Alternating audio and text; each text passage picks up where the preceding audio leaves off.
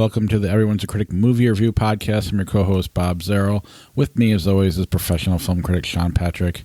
Visit us at ihatecritics.net, Everyone's a Critic podcast.com, or on Facebook, Twitter, and Instagram. Our handle is CriticsPod. You can check us out on YouTube. We're streaming live either Sunday mornings or Monday nights. Right around 9 a.m., 9:30 on Sundays, about 7, 8 o'clock on Mondays. Central Time, that is, p.m. If you want to watch us there, we change it quite frequently. I should really put it on social media, but I don't. Because we're great at this. Well, we're still learning. Marketing is our strength. We're still learning. Yeah, I'm an accountant, not a marketer. But yeah, so we are on YouTube. If you want to click on the bell to get notifications when we're live or when a new episode drops, you can do that. Or you can listen to us on Apple Podcasts, Google Podcasts, Spotify, Stitcher, Alexa, all your podcatchers. Subscribe to the show, rate and review the show. We'll try to read reviews. We haven't had one in a while, so we'd love to start doing that again. Then patreon.com/Patreon, the best way to help support the podcast. Our bonus episode just went live, and I totally forgot. I sent it live on Valentine's Day. I just figured it'd be fun to release I Spit on Your Grave on Valentine's Day. All that work we put in to not be snarky about this movie. I'm not sure I even recognized that it was Valentine's Day when I did. I had to have, though, because I would have waited longer otherwise. I had to have known. All of a sudden I saw Sean posting it on Twitter, and I'm like, oh, it must be out. My wife's like, hey, it's Valentine's Day. I'm like, oh.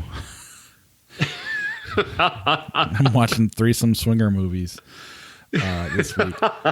But yeah, we are. But we're going to hopefully record one next week. That's the plan. So that'll be strictly to Patreon for probably longer than I Spit in Your Grave was. The reason that one got released quicker was just due to the fact that we were given free stuff and we had people involved, and I wanted to get that one out. But we will wait a little longer on the next one, and it is all A24 related, our top 24 A24 films of all time. Josh is going to join us. Should drop on Patreon on February 24th if all goes well. That's the goal. Yeah, and we're already working on our March one, too, so we're going to keep this going regularly. That's quite an idea we got going for that one. I don't even fully know yet. I just know it looks like something I can't wait to look at. I haven't watched the trailer you sent me yet. But it's going to cost us money to do it, but I'm in. I'll spend the money for it. That's what Patreon's for. Yeah. You got to spend money to make money. And then we have TeePublic. If you go to tpublic.com and search Everyone's a Critic movie review podcast or Critics Pod, I believe you can search that as well. Or go to ihatecritics.net and click on the upper right-hand corner and get some podcast merch. I'm not wearing anything today, just polo, unfortunately. Straight from work. No pants. That was weird. I can't stand up again. But yeah, otherwise we can jump right into the episode. We have a lot to cover this week, so there's not really any news other than the Zack Snyder stuff, which Josh isn't on the podcast anymore. So yeah. I did watch that trailer. It's exhausting. Don't even get me started. It's just I felt like the trailer feels like it's 3 hours long. And what's the movie? 4 hours? Good Christ. As long as it's I felt like I needed a nap when the trailer was over, trying to keep track of everything that's supposedly happening there. I'm all for them going back to sad Batman and sad Superman and all that good stuff. And the Joker's in it. That's the big news of the whole thing. Oh, yeah. Ooh. Don't forget Granny Goodness. Didn't you know Granny Goodness, the legendary character Granny Goodness? I didn't watch it. You don't even know who that is. Nope. That's a real character. That's a character name they gave to somebody, and she's a villain. It's not in Lego Batman. It's actually in a real one. Yeah. Huh. Oh. All right. Well, let's get to our new movies, and we'll start with the one in the theater, the Mauritanian. The Mauritanian is based on a true story about a guy who was living in Mauritania. He was a seemingly pretty normal guy. One day he's at a wedding for his family. The next day, that night, the CIA rolls up. They throw a black hood over his head, and he's gone. He disappears. He's gone for 2 years, and nobody knows why, where he went, what happened. It turns out that his crime was that his cousin was a close associate of Osama bin Laden and had made a phone call to him prior to September 11th using bin Laden's sat phone. And the CIA had a log of that, obviously. And when they found his number on there, they just simply assumed right away that he's a terrorist. Grab him, take him in. They throw him in a hole for 2 years. They torture him. Nobody knows where he is until 2004, when a couple of ACLU lawyers finally managed to get into Guantanamo, through agitating through the media. And the lawyers are played by Jodie Foster and Shailene Woodley. And the opposition lawyer is Benedict Cumberbatch, who was specifically chosen. He's a military lawyer. He's specifically chosen because one of his closest friends was the pilot who was piloting the plane, the first plane that hit the World Trade Center. So he's got a personal stake in it. And he was chosen specifically because his commanders believed that he would do anything that they asked him to do in order to get a conviction, and that he wouldn't question their motives. And it turned out that he was actually a real lawyer who really cared about the law, and that becomes a very important part of this story. This guy did nothing, Bob. He did nothing. He took a phone call from his cousin. He was thrown in a hole for 2 years. He was tortured nonstop for longer than that. Thrown into Guantanamo without a trial. And the horrors enacted upon him for that period of time is it's a stain on the soul of American justice, on just our system of government in general.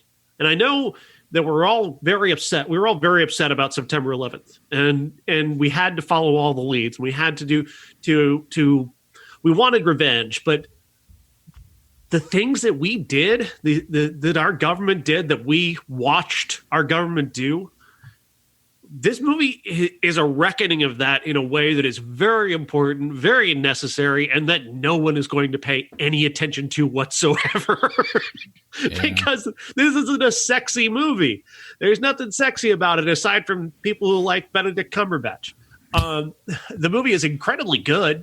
It's a crime. It's a crime movie. It's a courtroom movie. Jodie Foster's incredible in this movie, and the lead performance by Tahar Rahim as the real life guy. He as this guy who really he really went through this. His book is out there. It's called The Mauritanian. It tells exactly what happened to him. It's horrific, and everybody's gonna ignore it. We're just gonna pretend we never did any of this and just go, well, September 11th, what are you gonna do? Pay this guy a couple $1,000,000 maybe? I don't know, do something. We took this guy, threw him in jail, tortured him for years, they threatened to torture his mother to get him to admit that he was a terrorist. And he wasn't. He wasn't a terrorist. Yeah, you're right. He took a phone call. You're right. It's going to be ignored. And the people who do see it, or the people who know about it but don't see it, will write it off to like liberal mumbo jumbo, which is not even relevant. That's like a throwaway. That's not even a fair statement. But people have what they experience, and they don't have to. They just look at 9/11 from a distance on their TV screen, not even that far away, and they get mad. And you're right. They say, "Well, 9/11. What are you going to do?" They don't know the difference between this and somebody who's innocent. They don't know how far it goes. They don't know any of that stuff, and nor do they want to know. And it's frustrating, but I don't know what you do to reach those people. They don't have to know. There's nothing that makes them have to pay attention to something like that. And I don't know. I'm glad it exists, though. I mean, we enact horrors on our own shores that we turn a blind eye to, and people find a way to justify, people. I mean, even just when you look back just last year at George Floyd, I mean, people, sometimes you got to put a knee on a guy's neck. What? No, you don't. But people will say it. People will believe it. Hey, well, one innocent guy tortured for a couple of years. Hey, Yeah. A kid at my daughter's school, he didn't do it. I don't know. Somehow she got a Snapchat. I told her to unfollow this kid immediately. But he had like knee pads like George Floyd's face or neck or something like that. And I was just like, that's just insane. But what happens is, you get past the horrors quick and you start arguing over something else. Yeah. And they don't mean to. Most people don't mean to shift the subject. They just can't. They start thinking of other things besides the horror of that. And then you get caught up in a battle of semantics. And it's like, well, hold on. No, I agree. Yes, you shouldn't do drugs. Yes, you should do, whatever. But you don't knee on someone's head for 8 minutes and however long. That's just insane. But I don't know. You look at the ways we just so willingly abandon our own humanity, and I'm not immune to this. I was in conservative talk radio right after September 11th. Granted, I was the left side of that, but still, I was there, and I abetted that entire thing, and I didn't do anything about it. So. Well, I'm part of the problem too. Well, we're all part of it. I mean, we haven't talked about anybody, Armie Hammer, Johnny Depp, Marilyn Manson, all these people. We just ignore that because, I mean, I'll be honest, depending on who it is, I have a different opinion every time. Yeah. And that's not, and I don't know. That's the same thing. I don't know what the answer is, but I am glad this movie exists because it at least, I don't know, allows me to. I like being angry, I suppose, and this is a good one for that. This one definitely made me angry. This next one was fascinating. It kind of made me angry. Kind of just did a lot of things. HBO Max's Judas and the Black Messiah. Yes, Judas and the Black Messiah is based on the true story of Black Panther's leader, Chicago leader, Fred Hampton, who was only 21 years old.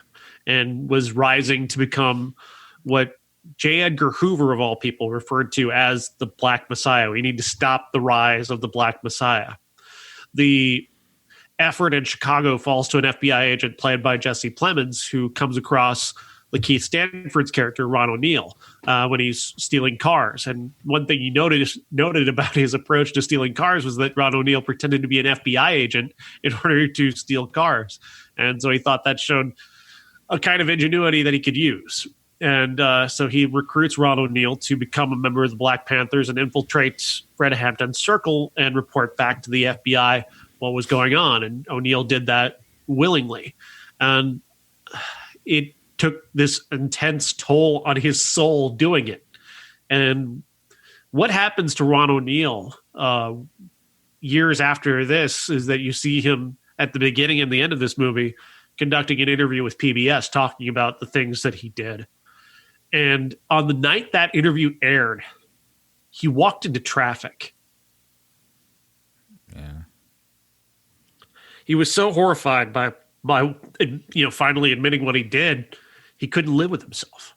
And how FBI agents live with themselves at that time doing what they do, and Chicago police, and it's so bizarre to watch people being so overtly evil towards other people for such an arbitrary reason as race. I don't understand it. I don't understand why people were so. I don't understand racism at all. It doesn't make any sense to me. And I know that sounds very easy to say, but it just doesn't make any sense. When you're watching this take place and you're seeing these people get righteously angry over people just demanding to have equality and rights and not be killed. It just boggles your mind. It's the most basic thing that anybody could ever ask for, is to just please stop killing us. And this is too much for the FBI. And so they set about ending Fred Hampton's life at 21 years old because he was a really compelling speaker, asking people, asking the police and the federal government not to kill him. That whole scene. I mean, this is not just him. I mean, they come in like it's Osama bin Laden's house, Yeah. It's probably worse because they're not trained SEAL 6 team members. They're just cops shooting blindly. It's a horrifying scene. And I mean, the whole movie is just, you're on edge the whole time, knowing, I mean, I didn't know the whole story, but I knew, nothing good's going to come of this. I mean, the title alone gives a lot of that away. Yeah. And I was fascinated the whole time, and, not wanting it to go where it was going. And it's heartbreaking. But it's also amazing. I mean, you got 3, again, I mentioned last week, John David Washington, one of my favorite actors. You got 3, Jesse Plemons, oh my God, David, I can't pronounce their goddamn names. Daniel Kaluuya. And then Keith, I don't know his last name. Stanfield.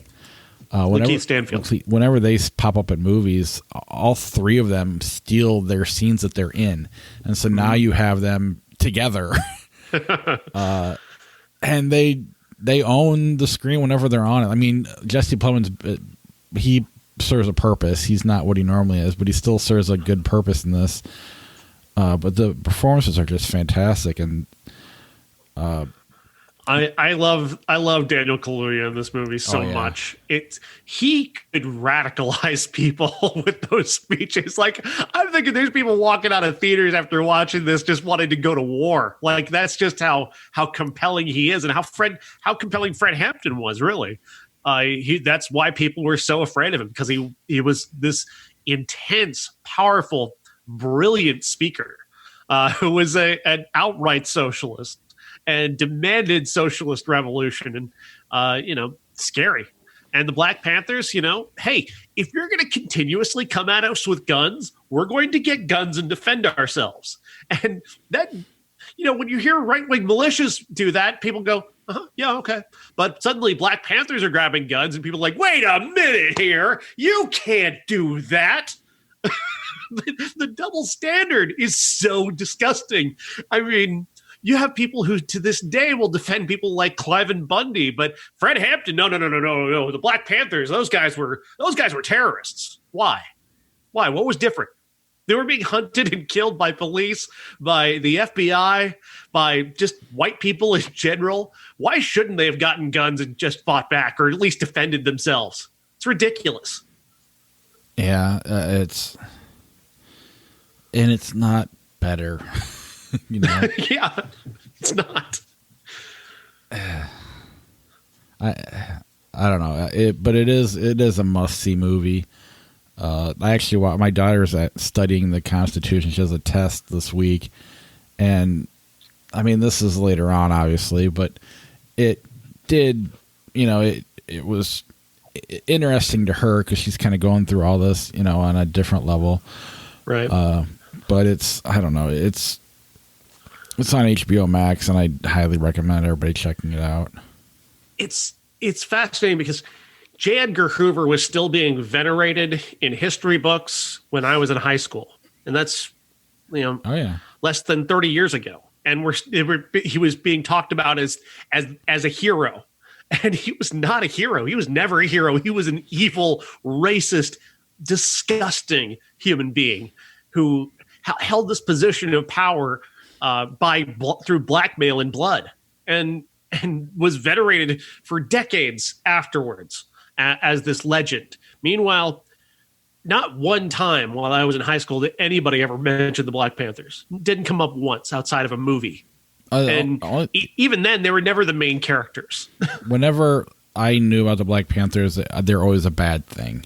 They were a bad group. They were linked up with like the KKK, like a terrorist organization. That's kind of how I always grew up learning about them. It wasn't until movies and shit, and just kind of general, social justice, if you will, that you start to kind of learn more about what was going on. You definitely didn't get it in school. I didn't really even learn. I knew the name Malcolm X, but it was all Martin Luther King. It was nobody else. That he was the face and everything. It began and ended with him. Mm-hmm. And I don't know. I'm glad to see things like this exist, but at the same time, I live in a small white town, and I get to listen to what other kids are telling my kids, and it's just like, wow. They're the same as, I don't even remember kids in my class being that bad. So it's just disappointing, but not this movie.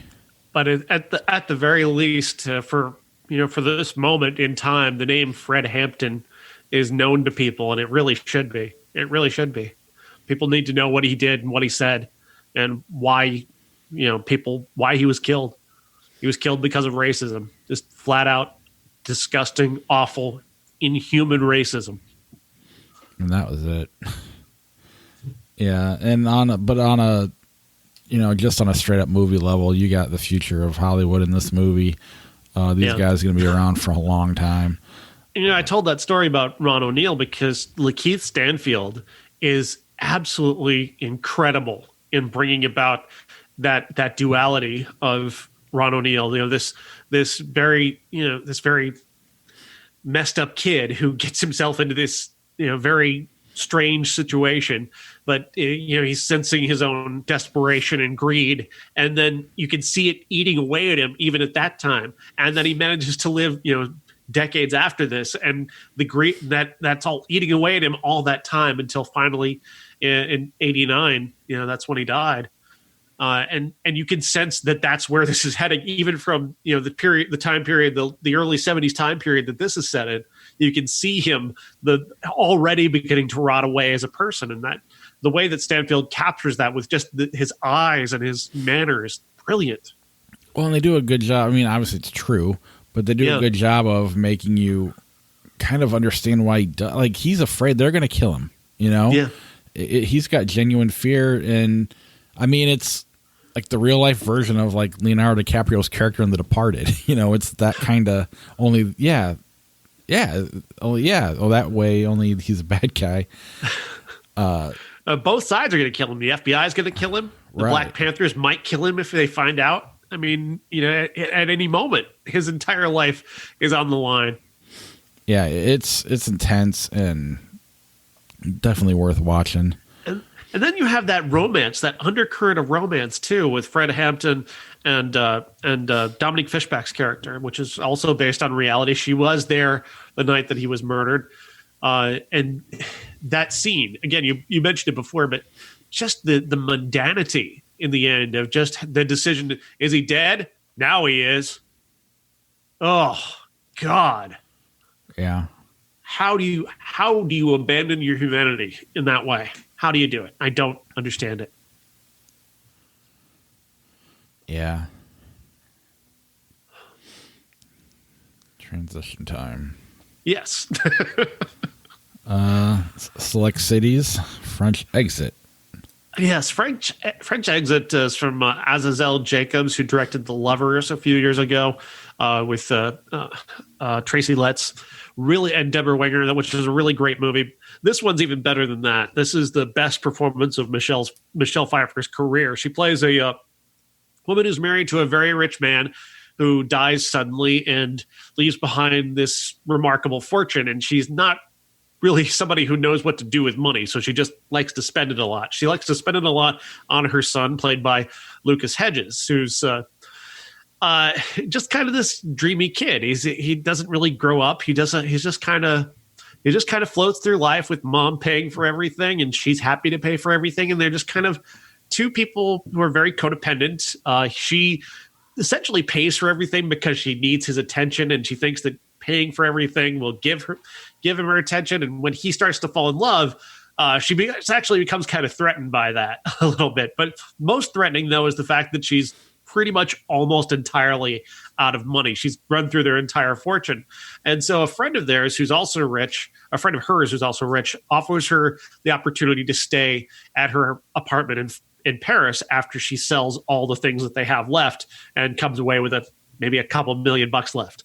So she's going to Paris with her son, and they're going to live there until the money runs out, and then they'll figure out what to do. And where this goes from there is just really, really funny, really kind of weird and dark and strange. And there's a talking cat and a psychic who can talk to cats. And it's a much more grounded than it sounds, I swear. Lots of various different characters come in. There's this weird detective character who's brought in to find the cat when the cat goes missing. There's this neighbor who just kind of forces herself into their lives in France, who's also an American, and she just really needs people. And they're just these really little funny little incidents. Like they get invited to her house thinking they're going to a party, and this neighbor, and it's just her. And they show up, and it's weird and awkward. And Michelle Pfeiffer is just a complete bitch, and it's so funny. It's just completely over the top. I won't say what happens, but the punchline is just brilliant, completely unexpected. And then just the way they come together is this strange unit of people who keep bouncing through this apartment, and the whole thing has this timer going because she's got the stacks of cash in a closet, and every day she opens it up and she takes out a little more cash, and it's just winding down. And you're like, what are they going to do? And it's fascinating. That's like the ticking clock of the movie is what money they have left. It's great. And of course, Lucas Hedges just never steps wrong. The guy is just brilliant. And he has such a unique sensibility that he brings to this. He's just so playful and yet so dour at the same time. I love this movie. Yeah, I was going to say, how I know this is a good movie because Lucas Hedges is in it. How do you not? I mean, when you do these weird movies, which is all he does, yeah. How does one not land? Because it's so much if it's out of his control. Now, granted, he's always working with great directors too, but it's insane how he has yet to even miss a little bit. It's remarkable, isn't it? Just every time the kid is great. I mean, with this and Let Them All Talk and Boy Erased. I mean, the guy he just knows movies. He just knows what role, and he likes to just follow his muse, and he's doing that here. And this one just happens to have a cat with a ghost inside it. All right. To all the boys, always and forever. You actually watched this? I did. This is like the third movie in the series. Is that correct? Yeah. My daughter was explaining it to me. Seen. I almost watched it until I realized that because my daughter was like, she was explaining it to me, and I'm like, you know what? Sean's not going to watch this. We'll just skip over this one. But nope, you saw it. So, any good? It has no right to be as good as it is. It's incredibly watchable, and you don't need to have seen the first two movies.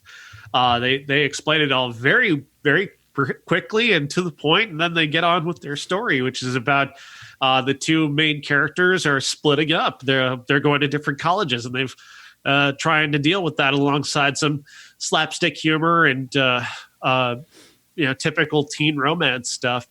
And the movie's energetic. It's got enough laughs, and like I said, I was impressed that they were able to tell me the entire story without me having to sit through the previous two movies. Like, I didn't miss anything. I didn't feel like anything was any of the maybe a couple of the things mentioned might land a little more if I'd seen the first two movies, but it didn't really matter. And I don't know, maybe that could be good or bad, but Lana Condor is the star, and she's really charming, and she's got a very unique energy, and I think that's what's driving this whole franchise is just how unique she is. And seeing an Asian actress get this kind of role, which is not in any way specific to her race, is really nice. She doesn't have to. She's not required to do anything that's based on her racial makeup. It's just a straight ahead teen romantic comedy lead, and I love that. I love that there's just nothing made of that. It's rare, and that's kind of wonderful in a way. Excellent. All right, I'll be quicker. The Map of Perfect Tiny Things. This is on Amazon Prime for free. Nobody that I know. I don't write down names of actors, so that's why Sean leads most of the time. But he did not watch this one. This is forgot it came out. The male lead. I'm gonna go guy and woman. The boy lead and the girl lead. They're stuck in basically a Groundhog Day scenario. Yeah, and it starts with the boy lead, obviously, because that's what we do with most movies. It's not as advanced as the one you just talked about. And he uses Groundhog Day to find a way to get out of the situation he's in, which is kind of fun. He comes across the girl lead, who she doesn't want out. She loves it there because she's, I don't know, well, they tell you why later on, and basically, so wait, is this Palm Springs? It's not.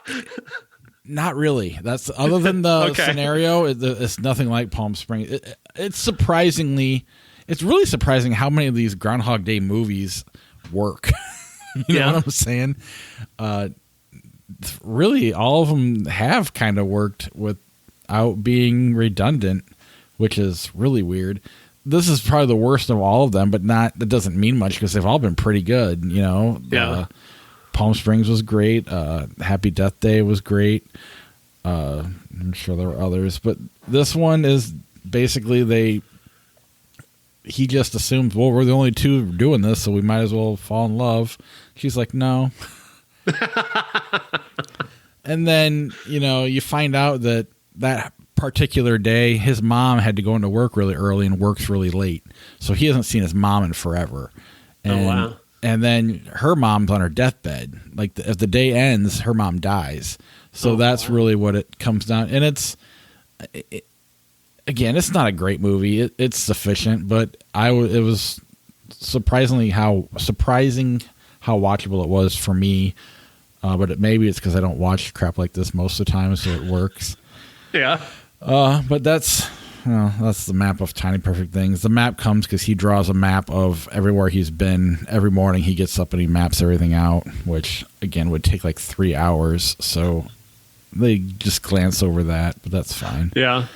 All right, well, let's get to the fun shit. X. The worst name of a movie. Try into the sex portion of the show. Yeah, we're on to the sex portion. Try Googling X, the movie, and finding it.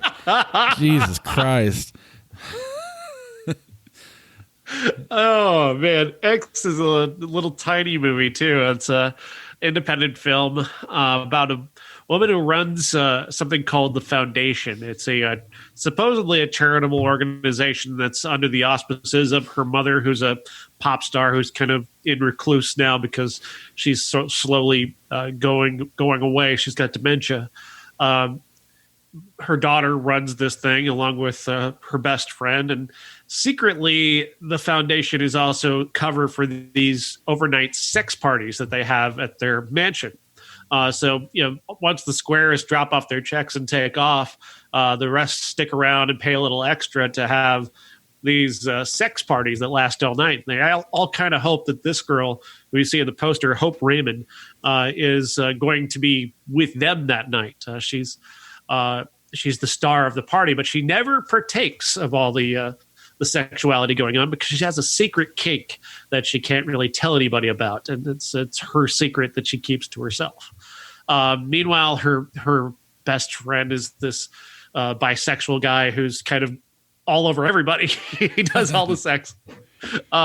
He's brought with him to the party this time a girl who they both went to high school with, who's now a cam girl, but she's pretending to be a teacher. Her cover for her boyfriend is that she teaches night school via webcam, but she's actually a cam girl. And this girl really throws Hope Raymond's character for a loop because because she might know what her secret is. And if she tells everybody, she's kind of worried that this girl's going to tell everyone what her secret is. Meanwhile, that girl is also dating the guy that she had a crush on when she was in high school, Hope Raymond's character. So she decides to let this girl stay at the party, and if she'll come to the next party and bring the boyfriend, and then she can live out her true fantasy.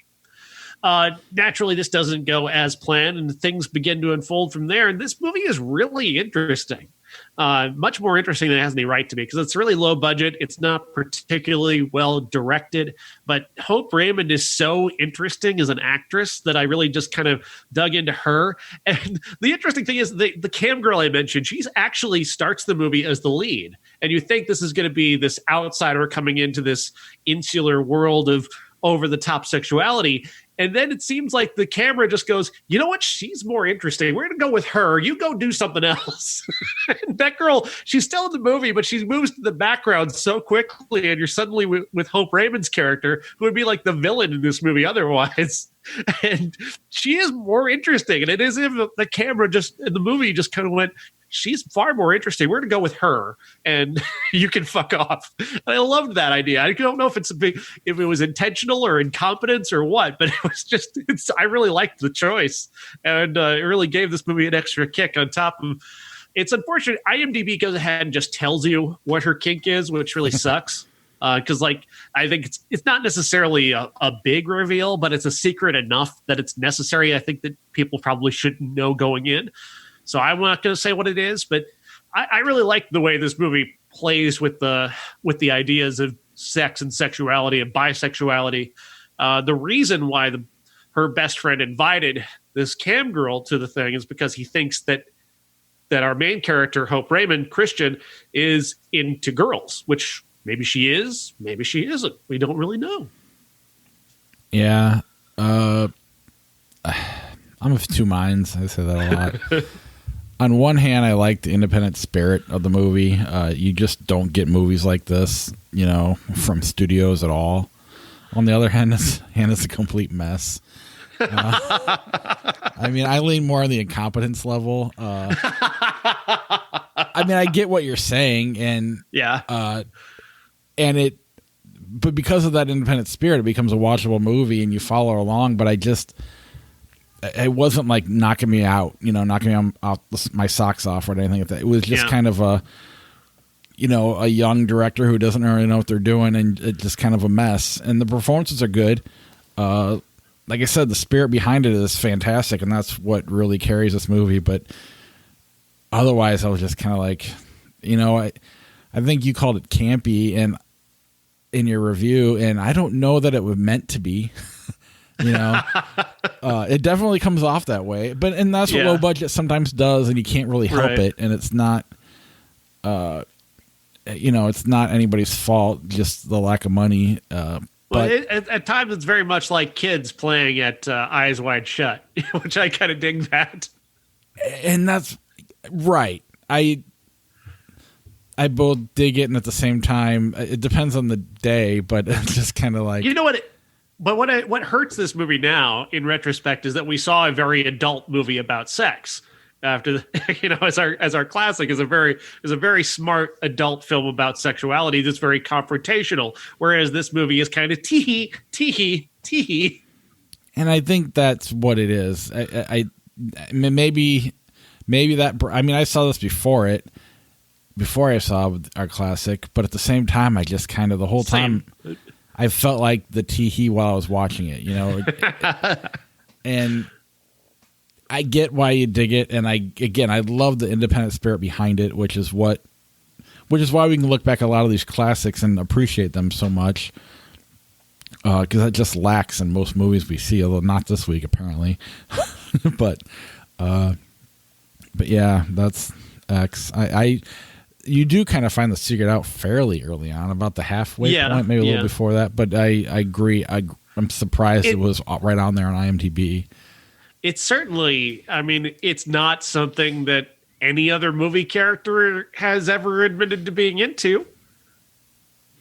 Yeah. And the way it plays out is, it's interesting. I'll give it that.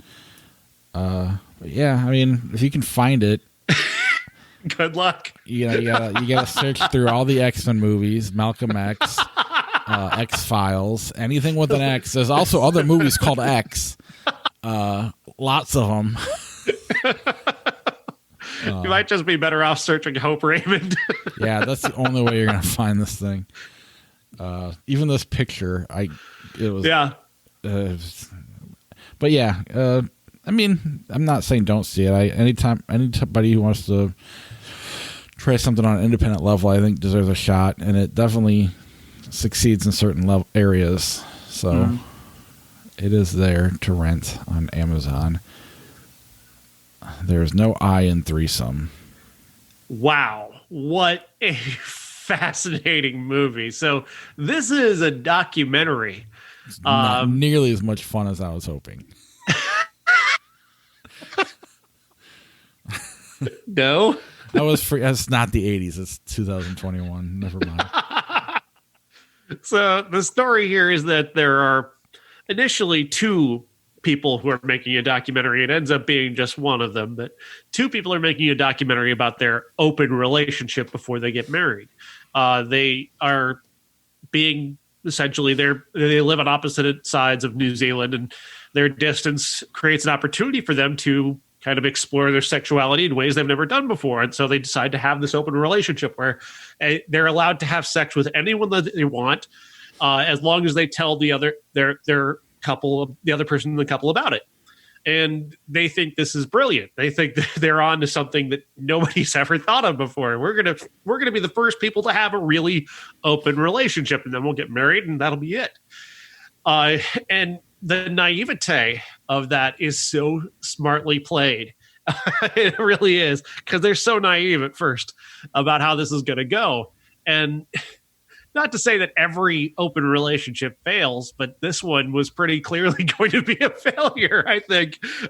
It just felt that way right away. And mostly because he doesn't see, he thinks he's this big, bold, sexual guy. I mean, he's even sleeping with men.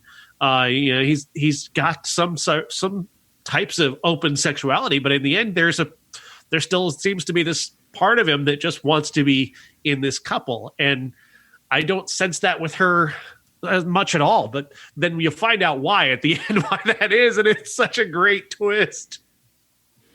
Yeah. It's brilliant. It's brilliant. For a documentary to have a twist like that, play it like Sixth Sense or something. I mean, it really is that level of a twist. I didn't see it coming. No. As much as I saw the end of their relationship coming, I didn't see that coming at all. Yeah. It was a little frustrating that I don't know. I'm glad he went where he went with it, because, in the end, the reason it failed is because he's kind of an asshole. Yeah, but he admits that, though. Right, and I'm glad he goes into that. And I'm glad he went there. That was because he's really given threesomes a bad name in open relationships. Because that's not why it failed. It failed because of him. And I think that's part of where the no I comes from, because he was definitely being an individual throughout this whole thing.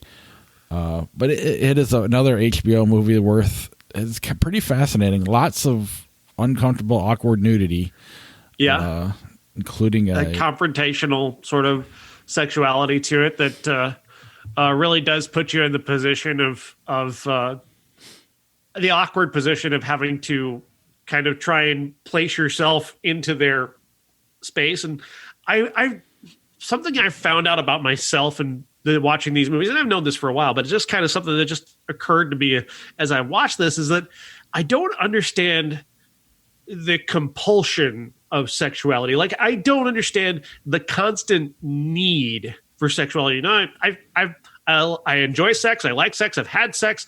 I don't understand the male desperation that sex must happen every day or every other day. I don't get it. And it kind of seems like the people in this movie they're like, the men especially have this, where they just want sex all the time. And that's like, I've never understood that as a definitive drive of your entire life. Yeah. I think it's similar to any other vice, though. Once it gets once your mind goes somewhere, it's hard to bring it back. and I mean, I can understand how it gets there, I suppose. But yeah, I mean, at one point you get to see a guy get an enema in a bathtub. Never thought I'd see that in a movie. Jesus Christ. I mean, you don't want that to happen during a threesome. I get it. You want to be as clean as possible before the big threesome with your new girlfriend and your fiance. Right, but I mean, I never did that.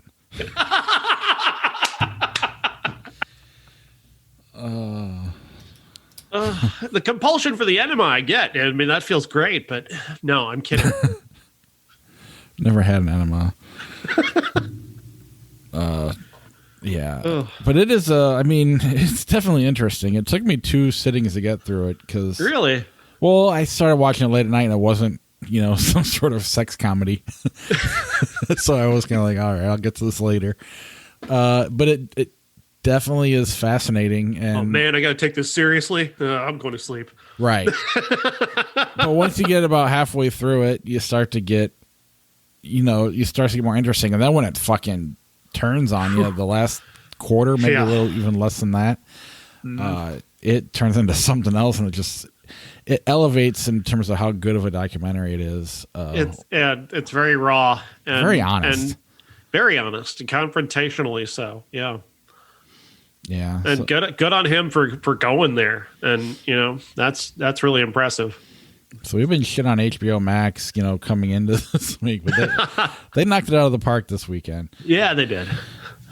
All right, let's go to our classic. Ladies and gentlemen, this is the main event for the linear, legitimate, and universally recognized, undisputed classic. Bob and Carol and Ted and Alice. 1969, directed by Paul Mazursky, one of Quentin Tarantino's favorite movie of all time, interestingly to know. Bob and Carol and Ted and Alice tells the story of 2 married couples who are best friends. Robert Culp and Natalie Wood are Bob and Carol, and we meet them as they're going to this retreat in the California mountains. That's one of these, I guess it's a fad at the time. And there are a couple of movies about this. I actually watched a movie a few weeks ago for Kino Lorber called The 300-Year Weekend, which was about a 24-hour psychotherapy session. And this was kind of a thing that was a fad in the 60s and 70s, where you would go away and you'd spend an entire day being as confrontationally honest as possible with a psychiatrist who would be in your face trying to make you say everything that's in your head, in this radical honesty sort of thing. And they engage in this, and they have this experience that opens their eyes to this, whole new world of being as completely honest with each other as possible, to the point where they start to get into very sexual honesty, where he admits that he had an affair. Robert Culp does, and Natalie Wood, instead of being upset with him, accepts that and is actually impressed by his honesty and moved by his honesty. And then she has an affair, and he arrives and she tells him what happened, and he initially kind of reacts like you would normally, and then kind of comes around to the idea, and he accepts it. And maybe, see, that's the thing, is that there's so many little subtle details in this. So they're becoming this more open people. They're being very radically honest with each other and with everybody around them, including their 2 best friends, played by Diane Cannon and Elliot Gould, who are a much more traditional couple. And when they find out that their friends have been cheating on each other, but they're staying married and they're saying how happy they are, they're very thrown by this idea. And when it just keeps upping the ante from there, to the point where you see this scene in the poster where it looks like something might happen between all 4 of them. And what happens is so much more interesting to me than what's implied. This movie is brilliant. It's confrontational. It's in your face about honesty and sexuality, and really just very adult in that conversation, and really putting that conversation out into your face about where do you stand when it comes to monogamy or hypergamy or just sexuality within a relationship. And it confronts notions of just what is moral and what isn't, and how individual that type of thing is. And I really was just so impressed by just how straightforward this movie is, and in being as radically honest as it is. Yeah, I was up until the very end. I kind of rolled my eyes because, I mean, I understand you think it's more interesting, but it's also all you need is love. You know, just kind of, they established enough that if they had done more, I would have bought it and I would have been fine with it, and they could have remained friends, and there would have been no issue with me either way. I don't know how you end the movie after that. You're not just going to show some big orgy and then go, all right, movie over. So in a way, I kind of find it to be a cop-out because it's less adult by doing what they did, you know, because he established some, I don't know, I bought into it, and then it was just kind of like, yeah, we all love each other, so we don't need the physical stuff. The end. And I see, the way I saw it is I'm not sure they're going to stay friends. I'm not sure about that. I just don't know. Because I think what's happening here is that for all the openness of Robert Culp and Natalie Wood's characters, for how radical that they think they are transgressing upon their closest friends, the people they claim to care about. They're transgressing upon them. They're almost not forcing their sexuality upon them, but kind of in a very, kind of a confrontational way, pressing their particular approach to life onto their much more, staid and much more traditional friends. And the way it really is almost, not violent, but like just the way they do it is it's very uncomfortable, to the point where Diane Cannon almost appears to break emotionally before this scene, and is sort of giving herself over to this idea because she thinks she has to for some reason. And I thought for myself, I'm not sure this relationship actually survives this situation. Well, I mean, but when they go to that final, when they're all going to see Tom Jones or whoever, or Tony Bennett or whoever they're going to see, no one intended on an orgy. That she brought that. Diane Cannon's character did. They're not forcing their sexuality on them. I mean, ultimately they are, but they're forcing their honesty violently on them, and it just happens about sex so much. But Diane Cannon's character has to deal with the fact that she can't make everybody live life the way she wants to, and she struggles with that the whole movie. And in a lot of ways, Elliot Gould and Diane Cannon's characters steal the show, and most of the time they're more entertaining, they're funnier, they're down to, you're supposed to be more like them because Natalie Wood and Robert Culp are just so out there. But you see her starting to understand that she can't worry about what other people are doing, and I don't believe anybody had any intent of anything happening that night, and she kind of convinces them of it more so than is broken. I don't know. That's how I read it, and they all go to the show afterwards, and I don't know. I think they stay friends, and they just realize they love each other as friends so much that they didn't need anything more, and I think that's fine. It works, but I also think it could have worked either way. I mean, I guess it's just an easier way to end it, I guess. But I don't know. I didn't feel like they established enough where they weren't going to be friends. Yeah. It definitely is an awkward moment. I'm inferring that just based off of just how uncomfortable the scene is. Oh, yeah. I'm inferring my thing, too, or everybody's inferring. But, yeah. But I liked just how straightforward it is, how confrontational it is about the notions that that Natalie Wood and Robert Culp's characters are pushing against the traditions of a society. We're talking about kids of the 50s who are really pushing against the morals of the time, and also you've got kind of middle-aged people who are trying to be hippies in a way, and that very sort of desperate quality that both of them have, especially Robert Culp has, about trying to be younger than he is, came through to me. And Elliot Gould and Diane Cannon's characters are much more self-possessed, but at the same time, they've got their own more relatable issues. That lengthy scene in their bedroom is fascinating. What a great scene! The back and forth, the conversation that they're having about. She's like, so you just want me to lay here and you just do what you need to do? That's okay with you? He goes, yeah.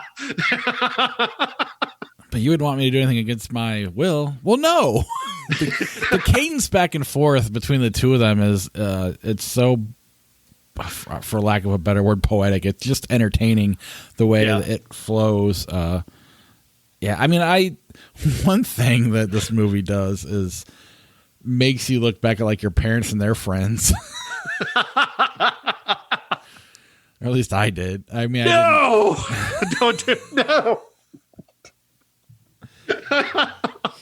God, I just had this flashback to that classic Bill Hicks bit about how the American flag should just be everyone's parents having sex. Nobody would look at the flag. Nobody would salute. Oh God, yeah. That's the thing is that my mom was like in her early 30s in 1969. So, I mean, she's right early to mid 30s. She loved Natalie Wood. She was right in the age group as Robert Culp, Elliot Gould, and Natalie Wood and Diane Cannon. So now, thanks, Bob. No problem. I mean, my dad was 17, but I mean, I know they had a pool and they had pool parties, and I'm sure they went skinny dipping and stuff, but I was just a little kid, so I don't know. I'm loath to say this, but I can recall being 6 years old and seeing that big bowl of keys. I don't know. I thought it was just because they didn't want anybody to drive drunk, but I don't know. That was supposed to be my 40th birthday party. That never happened.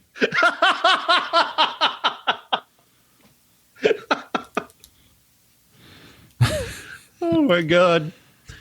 I don't know. I'm a traditionalist, I guess. I don't think I could ever do anything quite like the way that Robert Culp and Natalie Wood do, or the guy in There's No I in Threesome. I don't have a problem with the idea. Like I think everybody thinks that they're open enough and mature enough for the notion of a open relationship, but it really is a very individual notion, and really comes down to how you're grown up and how you feel about sex, I guess. And like I said, I don't have that compulsive like desire to have sex constantly. Not that I don't enjoy it. I just don't have that. Like, right. I'm not addicted to it, I guess. And I've never understood the need to cheat on somebody that some people have. Like, I can't keep having sex with the same person of all time. Now, you've been with the same person for a number of years now. Does it still cross your mind occasionally what it might be like to be with someone else? I'm just thinking of all my friends' wives right now. No, I mean, I have a couple of friends that listen to this. This will be interesting. Let's see here. So, Bob, which of your friends' wives do you want to sleep with? Want? Oh my!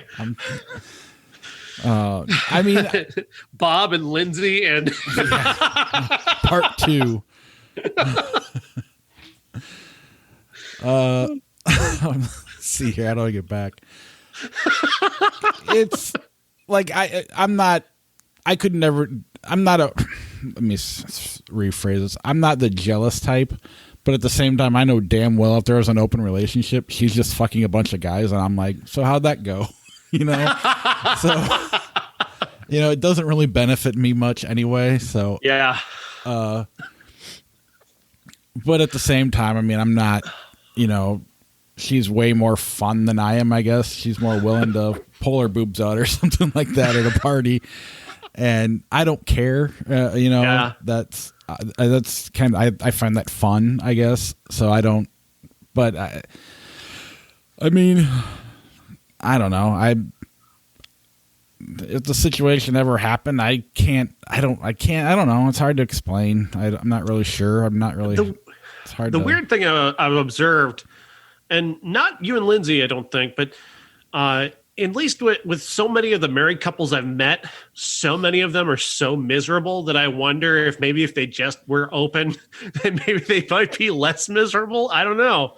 There's so many miserable married couples in the world that at least in my experience, I've got a lot of friends that a lot of them are married, and the happiest one is the guy who's divorced, who's very happy now because he's not married anymore. I mean, it all comes down to honesty, really. Honesty and communication. If whatever, as long as you're honest with each other and you communicate with each other, you really should be able to, and it doesn't have to pertain to sex, it pertains to everything. Right. And you got to know what your partner likes, and you got to be okay with that. And that's what it means to be married, I guess. So I get why it can be miserable, because sometimes I'm not miserable by this, but I just don't watch sports anymore. I mean, I watch it on occasion of the Super Bowl, the World Series, but I used to watch Sports every morning. I still follow the Cubs, but if I miss a game, I miss a game. And part of it's due to my job I chose as well. But she's just not into sports, so I just kind of gradually went away. But I could see certain people not being able to live like that. It's so I get it. But I think just some marriages, maybe just the marriages I've observed, are just trying to stick a square dick into a round hole. But even if you go back to the movie from last week, Malcolm and Marie, sometimes those relationships have so much passion in them, but there's also so much toxicity as well. So, is the passion worth it or not? You got to decide that for everybody's different and what they want. And I don't know. It's, I get how something like this could work. And that's all I'm going to say. I just think this movie is very bold in its honest portrayal of these characters. And it's also very funny. Oh, yeah. Consider the possibilities. All right. The best movie of the week. Sounds of the Lambs turned 30. Yeah, it's interesting. Jodie Foster is touching everything. She was actually in the TV adaptation of Bob Carroll, Ted and Alice on CBS, and she was obviously in the Mauritanian earlier, and now here she is in the lead here of Silence of the Lambs, which is one of the best movies of the last 3 decades, undoubtedly, maybe of all time. It's just this incredible thriller with these amazing, indelible performances that just ring so true, especially when the direction of Jonathan Demme is so precise. The first thing you see of Clarice is him establishing that she's tough. Right off the bat, you're just seeing her do this obstacle course. She's tough. And you need that grounding in who she is, that baseline of who she is for what she's about to go do. Because she's gonna show vulnerability, she's gonna show femininity. At the same time, she's got this baseline of toughness going through there that is kind of the underpinning of the character. And I really love that that's where we begin with her. And then she's brought into this case, Buffalo Bill, and her job is essentially to try and convince Hannibal Lecter to help the FBI find Buffalo Bill. And the relationship that she develops with Hannibal Lecter is one of mutual respect, and that's a fascinating dynamic. The way that they develop it, the back and forth, the clever dialogue, the way that he's toying with her, but then he comes to kind of respect her. It's so well played. The two of them, the back and forth is just so good. It's so grabbing. There's not a line out of place. Even the Miggs stuff doesn't feel wrong, especially the way that plays out when you find out the next day that he killed him out of respect for her. Like that is, he just talked him into killing himself. Damn, what a way to establish a character and his weird sort of moral code. The little tiny details like that are just amazing, and they're there throughout this movie. And then you've got Ted Levine, who I spent the first 2 seasons of Monk just every time he came on screen because he played the commanding officer on Monk, the detective show, the detective comedy. And every time I'd see him, I'd just go, "I'd fuck me." Every time in my head, I couldn't get out of it until like 3 seasons into that show. He's just so incredible. He's underrated. Yeah. Of how, I mean, you look at some of the best villains of all time, you think Hannibal Lecter, but he's fucking creepy. And like as creepy as it gets in a movie like this, I mean, he really has. His scenes are always parodied. He's so much more than that in this. Him being as terrifying as he is really makes this movie that much. Because I mean, Hannibal's done 3/4 of the way through, and then it's all Buffalo Bill. Yeah. And because of how creepy and terrifying he is, makes for the ending the suspense that the ending has. He really is fantastic in this movie. Yeah, and I know it's a controversial character. Some people see it as an anti-trans movie, which I understand. I understand where they're coming from in that. Yeah. I know there's some dialogue that kind of tries to go away from that, which I think is appreciated. But also, some people have felt that was kind of tacked on to try and get away from that, even at the time. I still say that his struggle with his identity even comes through in just little ticks, just the way he talks, the way he interacts with Jodie Foster. He demonstrates kind of how he doesn't know who he is or what even his main compulsion is as a killer. And I thought that his battle over his own identity is so compelling, even in just the small bites of it that we get. Yeah. I don't know. Anytime I can watch this movie, growing up, this was the one that was off limits more so than anything else, more so than Showgirls or any, whatever. Granted, I was a little older when that came out, but I remember my dad watching this, and we couldn't walk in the room, and it just made it that much more mysterious. Yeah, and when I finally did get to see it, and how it gets put on a pedestal like that, how do you match that? And as a viewer, how does it live up to expectations? And it not only did that, it was even more so. And then years later, you keep going, is it still going to be as good as I remembered it? And it is. I mean, it really is. Even with everything that they did, Hannibal, Red Dragon, and this stupid TV show they're trying to force down our throat. Yeah. It's still, as its own thing, stands above the rest, and not without being ruined by them. I find that really impressive. It's pulpy and it's incredibly well made at the same time. It's a mainstream thriller, and it's just an incredible film, and that's why it goes on and wins the Academy Award. And interestingly enough, I was about 15 when this came out. When I saw it win a bunch of Academy Awards, I said, "Oh, that must be homework. I'm not watching that." And I think I associated Anthony Hopkins with like Howard's End or something, and that was just forget it. No, or Remains of the Day, whatever it was that he was in by that point. So yeah, I was not excited to see this movie until I finally did see it. I don't know, 3 years after it came out. Yeah, when I saw, I was like 11, so or maybe even 10. So Anthony Hopkins this is his first movie as far as I was concerned. So even when I go back and see him in something else, I was like, oh, he did stuff before this. Like, he must have really struggled before he got this Sounds of the Lambs. He was pretty old when that movie came out. But yeah, I love it. And that's what you're 100% right. It's pulpy and it's a great movie. And that sometimes, really, when you can combine those two, that's kind of my favorite thing. Gone Girl's a lot like that too. Yeah, absolutely. Fincher is the king of that when he not when he does it good. Seven, to a lesser extent, is like this. That's the perfect combination, because then you still get that.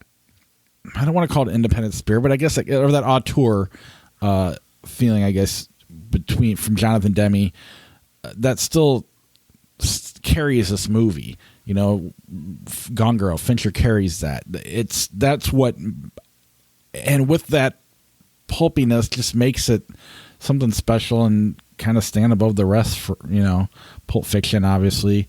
I don't know. That's a good description of it, because that's what's really neat about it, and why it just kind of always hangs out there at the top, near the top of my list of favorite movies of all time. It's so precise too, and since this movie, other movies have tried to be as precise as this movie, and they fail so miserably, and it feels like it could affect this. But I still get excited when she's about to go to Buffalo Bill's house, and Scott Glenn is leading the FBI to this different spot, and the doorbell rings, and you're not sure where you're at. That shifting it from place to place is so precise. It's so good. Yeah, even every time I watch it, I can still get caught up in that moment of who's at what house when. Mm-hmm. It's really so good. And it doesn't cheat to do that. And unless the movie would be cheating. The way they do it. I think Speed does something like that, and it feels like, I don't know, not nearly as smart. Right. But yeah, I love it. What I don't love. The movie I've seen more than Silence of the Lambs. I mean, but not for like 25 years. I haven't seen this movie in like 25 years, but I probably saw it more than I saw Silence of the Lambs, because when I was 15 and 16, this was on TV all the time. And I think my sister and I watched it a bunch of times. We let my daughter, I had to work all day Saturday. So we normally watch movies together, my wife and I, at night. And obviously she didn't have any interest in the swinger movies. All three of them. Or, she was interested. Subtle message, yeah. Or maybe I just didn't bring it up. Maybe I need to try. You never know. She was interested in Judas and the Black Messiah, and obviously Sounds of the Lamb she loves. But then she was like, "Well, we've been avoiding the kids all day long. We should watch a kids movie." So put fucking King Ralph on, and there's fucking nudity in this movie. They say fuck. I mean, I was just kind of like, holy shit. It's been a while since I've seen this. I mean, it's like thongs, but they're at a strip club, and that's where he meets his queen. I mean, the idea here is that he's like the 1,000th person in line for the throne, and everybody ahead of him is killed at one time, and so he becomes the King of England, right? Right. And part of the reason for choosing it is my son gets afraid when anybody dies, even in cartoons. So obviously we couldn't watch Sounds of the Lambs with him. And then right off the bat, thank God it was so cartoony that you don't even really know they die. I mean, you don't see them dead. They're just, all their hair goes up in the air, and they're trying to do a giant family picture, and they all get electrocuted. I mean, it knows it's dumb. It's fun enough. Right. How can you? I mean, I like John Goodman, so because he's Walter, you can always forgive a lot of things. But he's also, I mean, he's in a million great movies, so I don't want to just limit him to that. But like, he's fat and he's got a burger and he's the King of England. What's gonna happen? Yeah. Oh, he's playing rock and roll at a big social gathering. Oh, he's so out there. Yeah, like the funniest scene they show in the trailer when he's knighting somebody and he cuts his ear. Yeah. And it's so funny we're not laughing when I'm describing it. So, but yeah, I mean, it's out there if you want.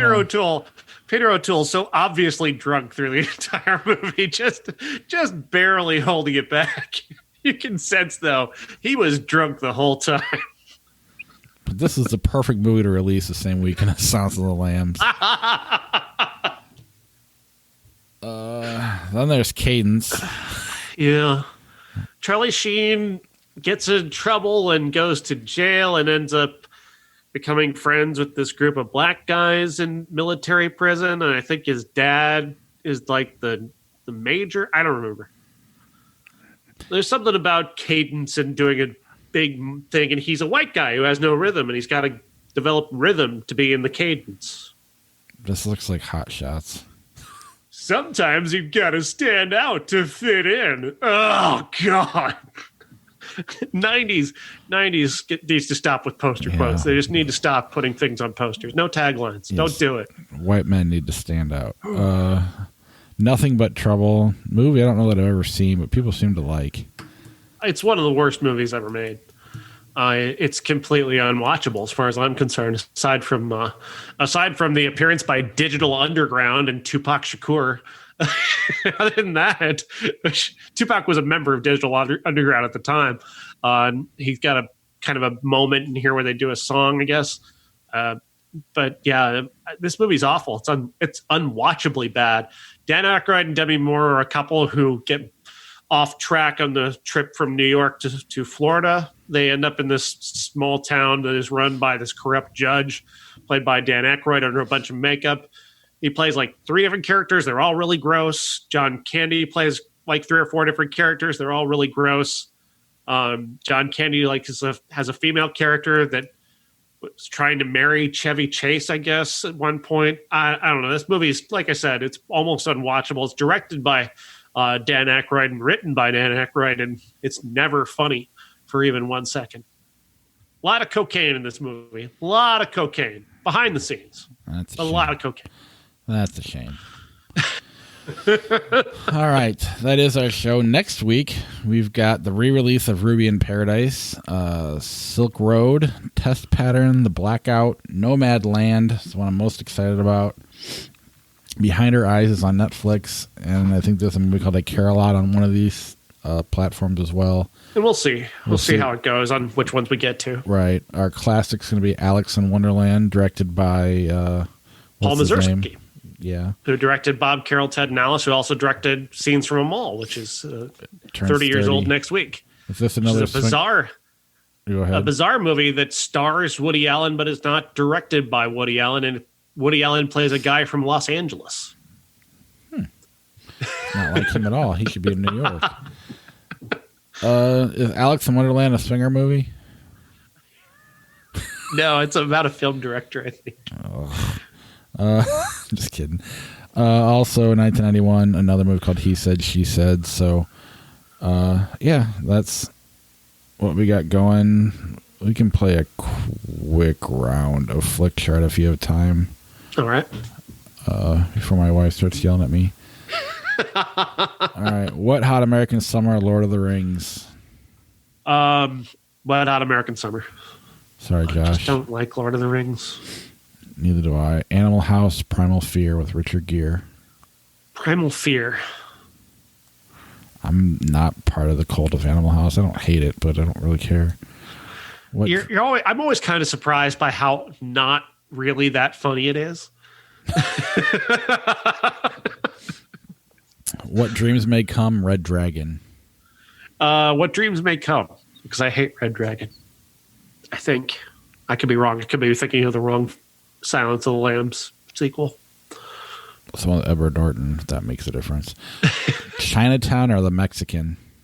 I was thinking about The Mexican last week because we had, the Julia Roberts movie where the Sleeping with the Enemy. And she does the thing. She does this. There's this specifically Julia Roberts thing that she does. If you ever see Julia Roberts hold a gun in a movie, she does this thing. She holds the gun like this, and then when she fires it, she just drops it like this. And she does that in both The Mexican and in Sleeping with the Enemy for some reason. I don't know. Nice. I guess a long way to say that I'm picking Chinatown, obviously. Agreed. Rain of Fire, Crazy Stupid Love. I feel the same way about both these movies, so I'll say Crazy Stupid Love because they're both entirely mediocre. Gonna pick that one anyway. Revenge of the Nerds, Paycheck. I hate Revenge of the Nerds, but Paycheck is really bad, so I don't know where to go on that. Where do you think? I don't know.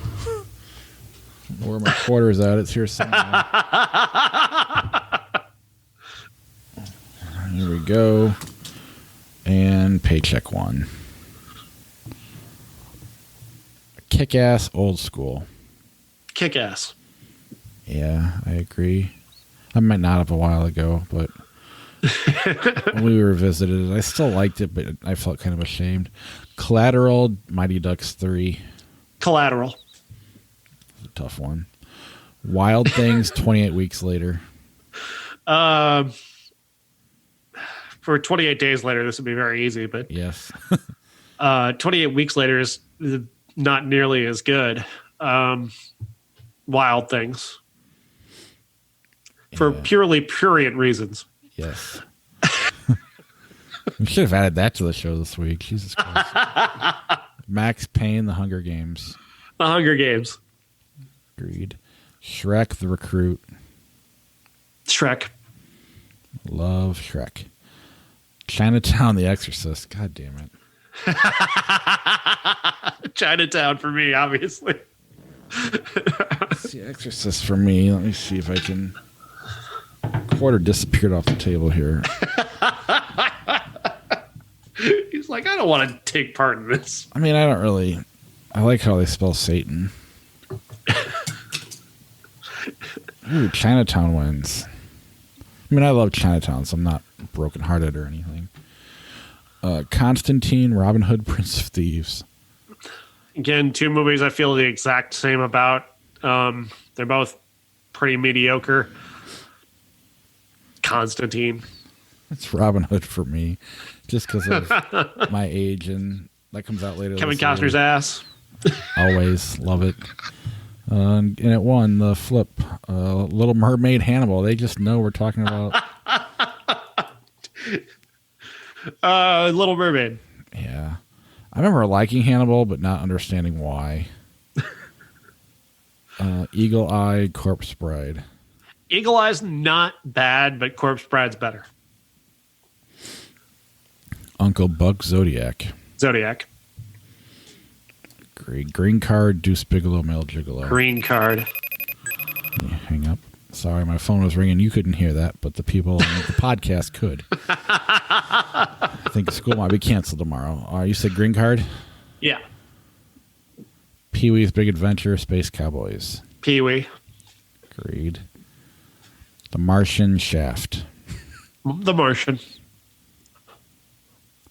Iron Man 2, I Am Sam. Oh, God, Iron Man 2. Adventures of Tintin, Munich. Munich. World War Z, Raging Bull. Raging Bull.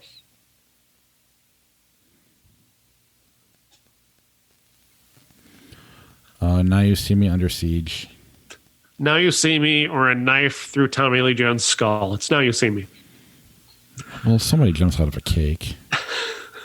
But I agree. I like Now You See Me better. Now imagine if the two had a baby. Ugh.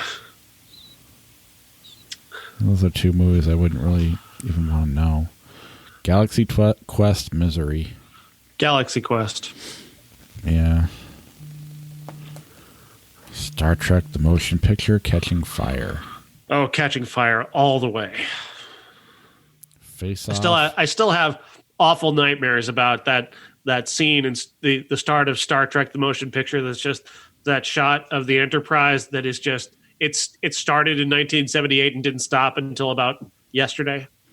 Yeah, I mean, I remember watching that as a kid, and you know how parents always say, someday you'll grow up and you'll understand. I was so angry while sitting through that, wanting to watch something else, and my dad just be like, nope, I love Star Trek. And I just remember how that's one of those times where, no, I'm not going to grow up and understand what it's like to be a parent, or that I'll understand where he was coming from, because that's just horrible. It's just so dull. It's so dull. I don't care about your stupid ship. I don't care. I'd rather watch The English Patient. Would rather watch The Remains of the Day. Yeah. Really anything. Deuce Bigelow. I don't care. English people counting matches. I don't care. That is the most boring thing that so exists in the history of film. Oh, God. And I'm not kidding. I'm not exaggerating that. But people love that fucking shit. I don't. Whatever. Face Off of Disturbia. Disturbia is an actually good movie, so I'll go Disturbia. I wonder if Face Off, when we get to it in 7 years, if it will be as fun as a lot of Nicolas Cage movies are now. Maybe. Or as bad as a lot of John Travolta movies are. The Last Jedi, Risky Business. I love you, Rebecca De Mornay, but The Last Jedi is a better movie. Yeah. I feel like me and you are the only two that like that. And Josh, maybe. Ooh, this is fun. Yeah. Birdman or Chasing Amy? It's Chasing Amy, but Birdman is brilliant. I agree. I guess it wasn't as tough as I thought. Star Trek Beyond, Robin Hood Men in Tights. See, I can't remember what I feel about Star Trek Beyond, whereas I still laugh at Robin Hood Men in Tights. So I don't know. Did I like Beyond? I don't even remember now. I thought you did, but I don't remember. Let's go with that one, just because I'm afraid of what Robin Hood is too. All right. Star Wars The Last Jedi, Dune. Star Wars again. I have a feeling Dune sucks. Johnny English, Megamind. What the Megamind. fuck? It's not even movies. Fury, Iron Man 2. Iron Man 2. Sure. Alice in Wonderland. Babel.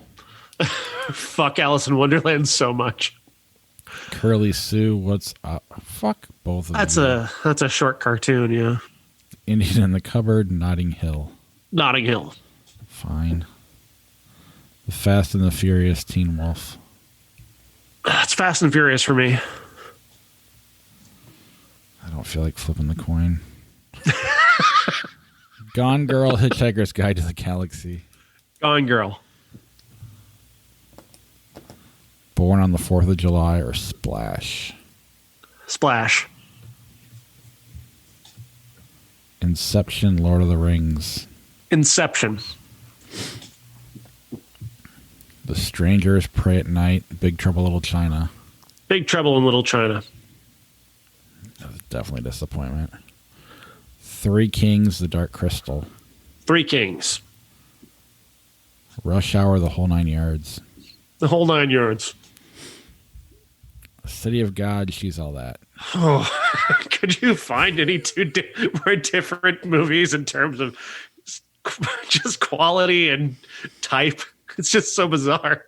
City of God is a masterpiece. She's All That is, wow. Yeah, City of God. One of these people involved in one of those movies went to the WWE. Last one, Get Out or Say Anything. I love Say Anything, but Get Out's a better movie. Yeah, I thought that was going to be tougher than it was, but nostalgia doesn't always win.